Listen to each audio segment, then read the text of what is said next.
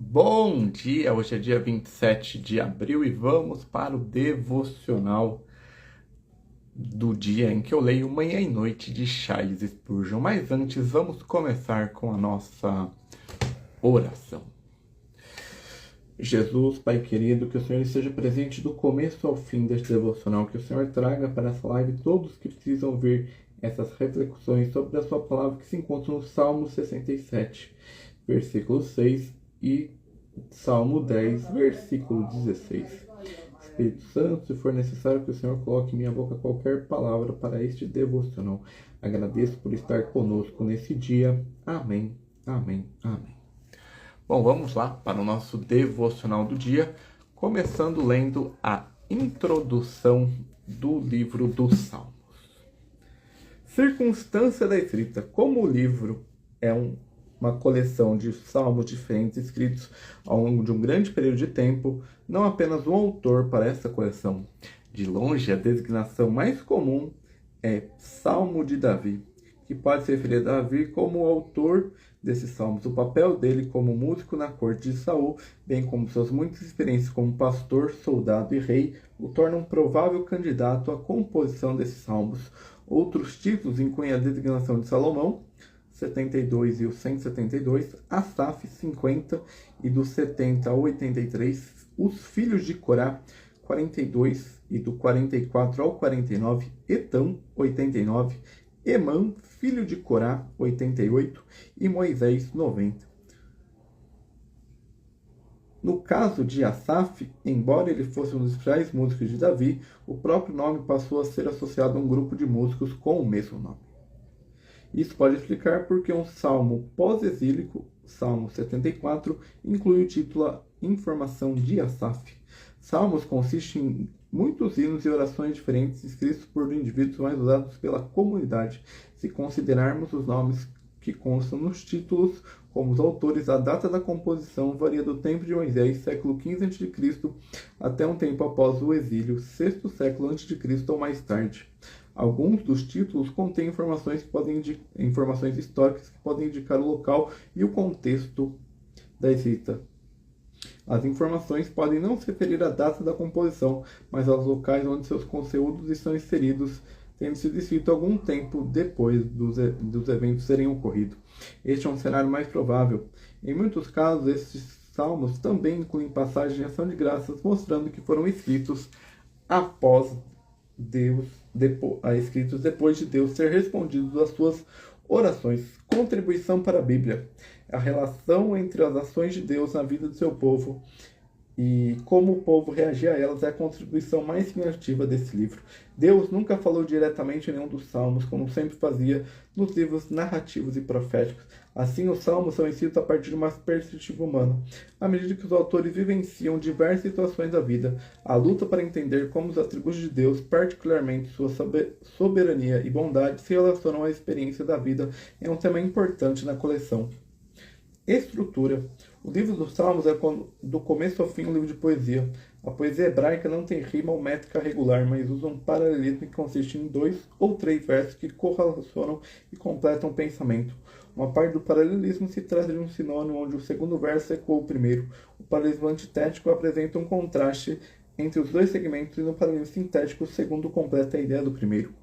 Os salmos podem ser divididos em classes: hinos, do 145 ao 150, e cânticos de ação de graças, do 30 ao 32. Salmos de lamento, 38 e 39, que são orações ou clamores a Deus em ocasião de angústia. Salmos reais, 2 e o 110, aqueles a respeito do rei terreno de Israel.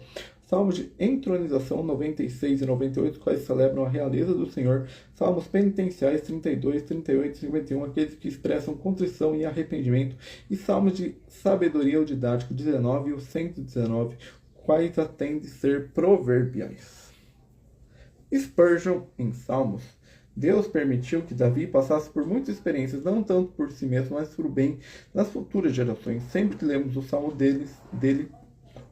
dele, podemos nos identificar de uma forma ou de outra. Todas as vezes que me encontro em um beco sem saída ali, vejo Davi. Acho que nunca desci uma situação tão humilhante que não tenha visto em uma situação ainda pior.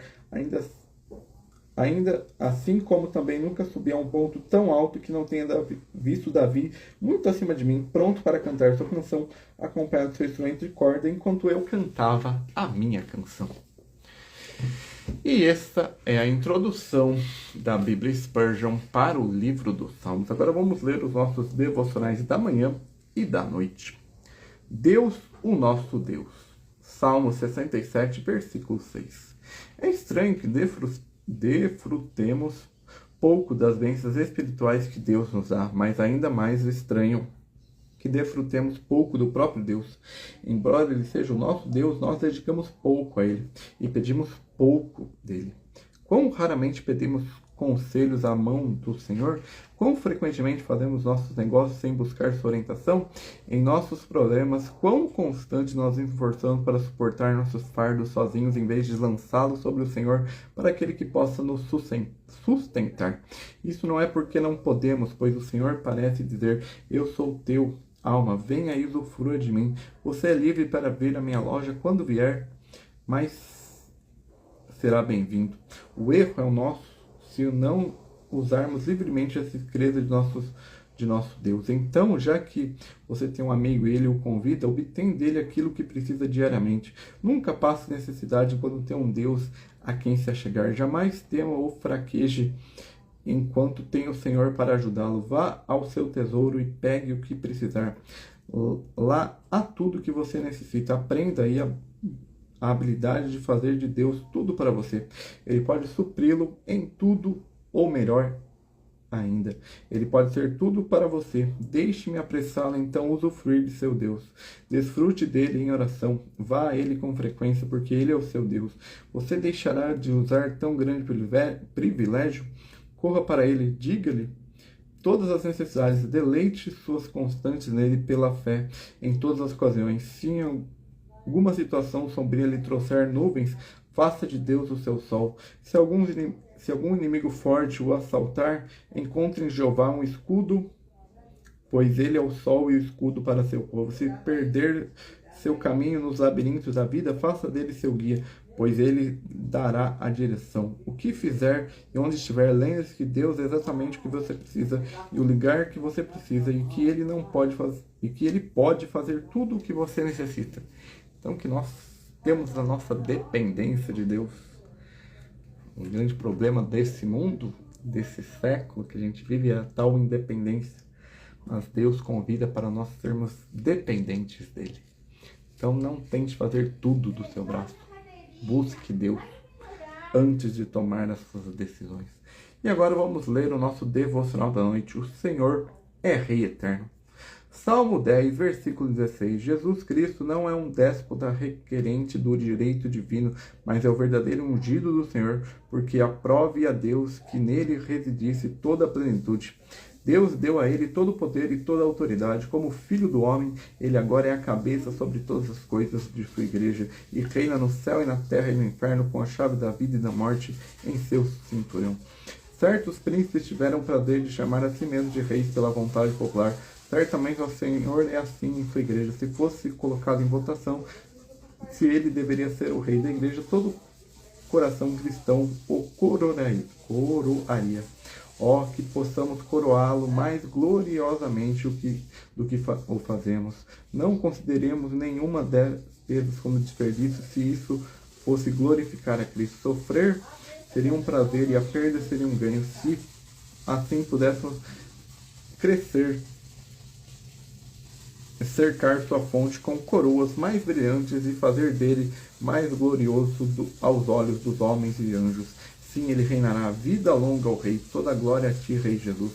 Vão em frente, almas virgens, que amam o seu Senhor, inclinam-se aos seus pés, cubram seus caminhos com os lírios de seu amor e as rosas de sua gratidão.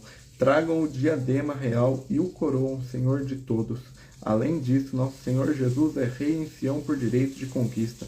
Ele tomou e levou de assalto os corações de seu povo e matou os inimigos que os mantinham em cruel cativeiro.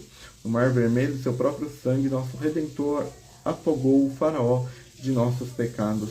Não deve ser Ele, o rei em Israel, ele nos libertou do jugo de ferro e da pesada maldição da lei. O libertador não deve ser curado, somos uma porção, aquela que ele tirou das mãos dos amoritas com sua espada e com seu arco.